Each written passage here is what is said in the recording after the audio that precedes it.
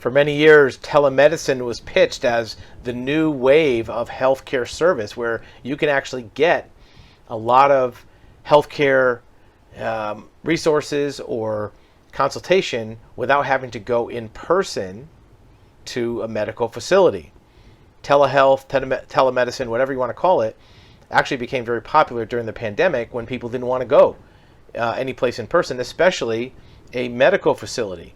And one of the areas where telehealth or telemedicine was thought to be very like a big potential was in the mental health arena, because mental health, almost by definition, you don't actually have to see somebody to take their blood, to take their temperature, check their heartbeat. It's almost by definition a more conversational process.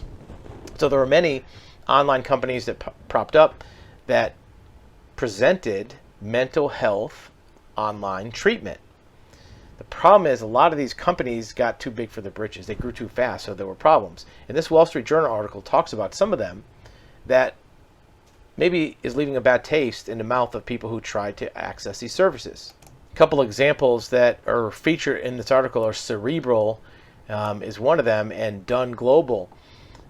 The short story is it raised hundreds of millions of dollars in venture capital money, and they had some high-profile spokespeople, and they launched with high expectations. In fact, one had a value of $5 billion within a couple years after starting out.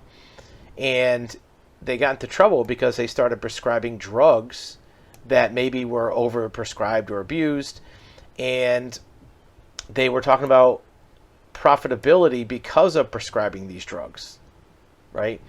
And now they have some investigations because they maybe prescribed too much. So much, in fact, that two large prescription providers, Walmart and CVS, will no longer fill their prescriptions because they don't think that it's good enough of a legitimate referral to be giving out these kind of drugs.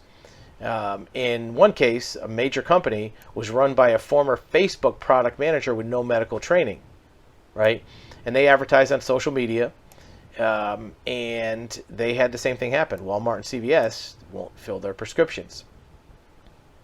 A lot of these companies were thought to be disruptors, meaning that they want to do things in a different way that's more efficient.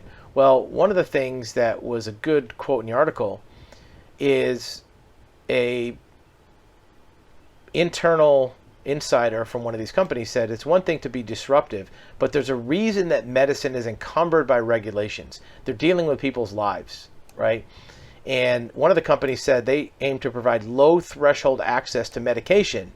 Well, medication might need higher threshold access because it's important to make sure that there's no side effects or no other problems with giving out some of these drugs. And the last example talked about is Talkspace, and you've seen those ads, right? This is therapy, counseling by telehealth to work through anxiety and family relationship problems. Easy to sign up for, but a lot of the customers found that it was a little bit off-putting. In one case, the therapist looked unprofessional. He said the therapist switched between rooms, ended up on a couch with the kitchen in the background, people walking behind them, so that's not really private.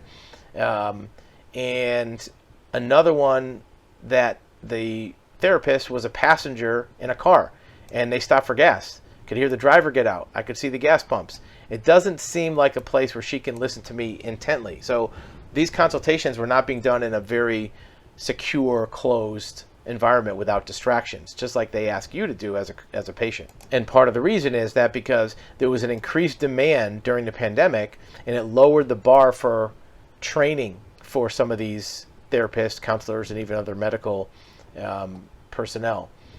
So there's a big potential for telehealth and telemedicine, but the fast growth may have created some problems that have to be worked through before it becomes a more mainstream and accepted type of way to obtain healthcare remotely.